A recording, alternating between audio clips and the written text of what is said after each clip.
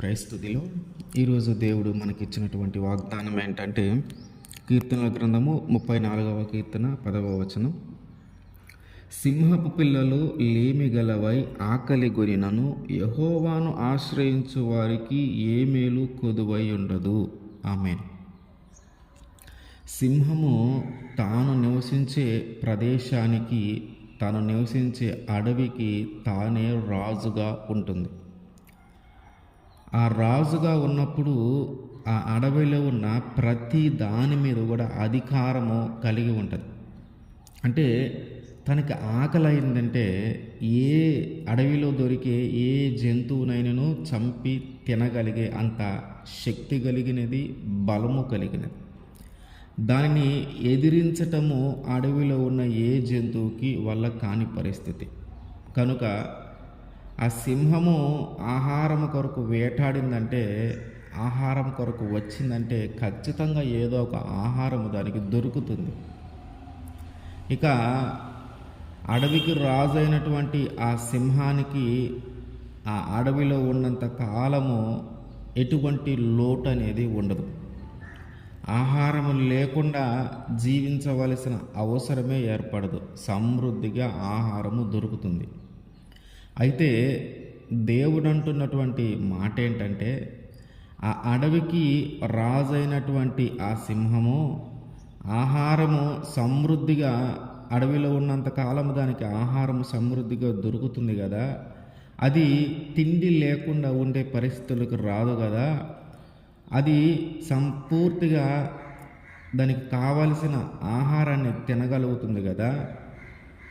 ఒకవేళ అటువంటి సింహము పిల్లలే లేమిగలవైతే, వాటికి తినటానికి తిండి దొరకకపోతే, వాటికి వేటాడిన మాంసము దొరకకపోతే,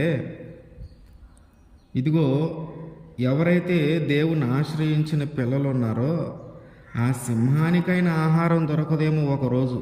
కానీ దేవుణ్ణి ఆశ్రయించిన వారు ఎవరైతే ఉన్నారో, యేసుక్రీస్తు వారిని ఆశ్రయించిన వారు ఎవరైతే ఉన్నారో వారికి మాత్రము ఏ లోటు ఉండదంట.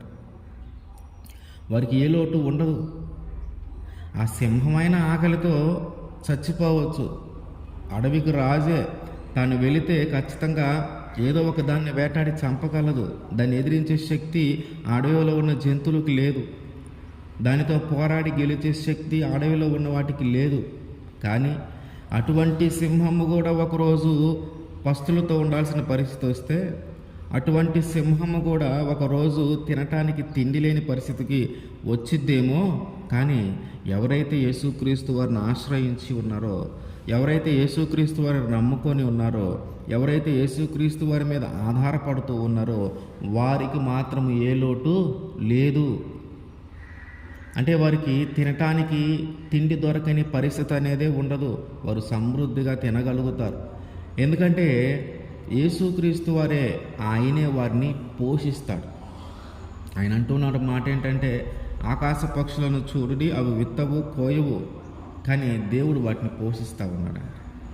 వాటికంటే మనము శ్రేష్ఠులమే. ఆయన దృష్టిలో ఆ ఆకాశ పక్షుల కంటే మనము శ్రేష్ఠులమే. ఆయన దృష్టిలో ఈ సింహము కంటే మనము శ్రేష్ఠులమే. కనుక అడవిలో ఉన్న జంతువులు అవి విత్తకుండా కోయకుండా ఎలాగైతే పోషింపబడతా ఉన్నాయో, యేసుక్రీస్తు వారిని ఎవరైతే నమ్ముకొని ఉన్నారో వారు కూడా పోషింపబడతారంట. ఆయన్ని ఎవరైతే ఆశ్రయించారో, ఆయన మీద ఎవరైతే ఆధారపడుతూ ఉన్నారో వారు ఖచ్చితంగా పోషింపబడతారు. వారికి ఏ మేలు కొదువై ఉండదు. వారి కొరకు ఆయన ఆహారాన్ని సిద్ధపాటు చేస్తారు. ఇజ్రాయేలు ప్రజల్ని ఐగుప్తు దేశంలో నుంచి నడిపించేటప్పుడు ఆ కానాను దేశానికి వెళ్ళటానికి చాలా సంవత్సరాలే పట్టింది. ఒక 40 సంవత్సరాలు వాళ్ళు తిరుగుతూనే ఉన్నారు. ఈ 40 సంవత్సరాలలో వారు ఎప్పుడు కూడా పస్తులున్నట్టుగా మనం చూడలే. తినటానికి తిండి లేని పరిస్థితుల్లోకి వాళ్ళు వెళ్ళిపోయినట్టు మనము చూడలే. వారందరినీ కూడా ఆయన పోషిస్తూ వచ్చాడు. ఈ 40 సంవత్సరాలలో వాళ్ళు ఏ రోజు కూడా పొలము దున్ని విత్తనము నాటి నీటిని పెట్టి పంటను పండించింది లేదు, వ్యవసాయం చేసింది లేదు. కానీ వారికి తగిన ఆహారము ఆయన ఏర్పాటు చేస్తూనే ఉన్నాడు. ఎంతమంది ఉన్నారంటే ఒక్కళ్ళ ఇద్దరా అంటే కాదు, లక్షల్లో ఉన్నారు జనం. అన్ని లక్షల్లో ఉన్నటువంటి ఆ ప్రజలకి వీరు ఎవరు ఏం పని చేయకుండా, వీరు ఎవరు వ్యవసాయము చేయకుండా, వీరెవరు పంటను పండించకుండా, వీరెవరు నాగలి దున్నకుండా వీళ్ళందరినీ ఆయన పోషించుకుంటూ వచ్చాడు 40 సంవత్సరాలు. ఎవరు ఏం పని చేయలే, ఎవరు ఆ ఆహారము పండటానికి కావలసిన పని ఏది చేయలే. ఆయన నమ్మి గుడ్డిగా బయటకు వచ్చేసారు. ఆయన నమ్మి ఆయన మీద ఆధారపడి ఐగుప్తు దేశంలో నుంచి బయటకు వచ్చేసారు. ఆయన నమ్మి వచ్చిన దానిని బట్టి ఆయన వారిని పోషిస్తూ ఉన్నాడు. అంటే ఆయన్ని ఎవరైతే నమ్ముకొని ఉంటారో వారికి ఎప్పుడు కూడా ఏ మేలు కొదువై ఉండదు.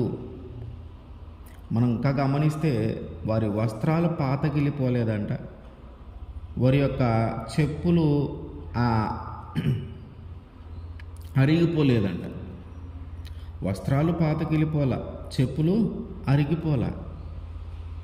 తినటానికి తిండి ఏర్పాటు చేశాడు. కొన్ని లక్షల మంది 40 సంవత్సరాలు పోషింపబడ్డారు. అంతమందిని పోషించిన దేవుడు, అంతమందికి తినటానికి ఆహారం ఇచ్చిన దేవుడు మనకివ్వడా? మనము యేసుక్రీస్తు వారి మీద ఆధారపడే వారము కానీ అయితే, మనము యేసుక్రీస్తు వారిని ఆశ్రయించిన వారము కానీ అయితే, ఆయన ఖచ్చితంగా ఆ రోజున ఇజ్రాయేలు ప్రజల్ని ఎలాగైతే పోషించాడో, ఇజ్రాయేలు ప్రజలకి ఏ మేలు కొదువు లేకుండా ఎట్లాగైతే చేయగలిగాడో, వారికి ఆహారం ఏదైతే కావాలో అది ఏర్పాటు చేశాడు, వాళ్ళు కోరుకున్నది ఏర్పాటు చేశాడు, శత్రువుల భయము నుంచి విడిపించాడు, వారి చేత యుద్ధములు చేయించి విజయాన్ని ఇచ్చాడు, శ్రేష్టమైన మంచి స్థలమున వారిని తీసుకొని వెళ్ళి ఆ పాలు తేనెలు ప్రవహించి ఆ దేశంలో వారిని స్థాపించాడు. మనము కానీ దేవుని నమ్ముకొని ఉంటే మనల్ని కూడా దేవుడు అన్ని విధాలుగా ఏ మేలు కొదువు లేకుండా ఆయన మనల్ని కూడా మంచి ప్రదేశంలో స్థాపిస్తాడు. అంటే మనల్ని పోషిస్తూ, మన యొక్క మంచి చెడు చూస్తూ, మన యొక్క శత్రువుల చేతి నుంచి మనల్ని విడిపిస్తూ, మనం నివసించడానికి ఒక మంచి ప్రదేశమును ఆయన ఏర్పాటు చేసి ఆ ప్రదేశంలో మనల్ని స్థాపిస్తాడు ఆయన. మనము ఆయన్ని ఆశ్రయించాము గనుక, మనము ఆయన్ని అడుగుతూ ఉన్నాము గనుక, మనము ఆయన్ని వేడుకుంటూ ఉన్నాము గనుక, ఆయన మీదే మనము ఆధారపడుతూ ఉన్నాము గనుక ఏ మేలు కొదువ లేకుండా అన్నిటినీ ఆయన మనకి సమృద్ధిగా దయచేస్తాడు. ఆమేన్.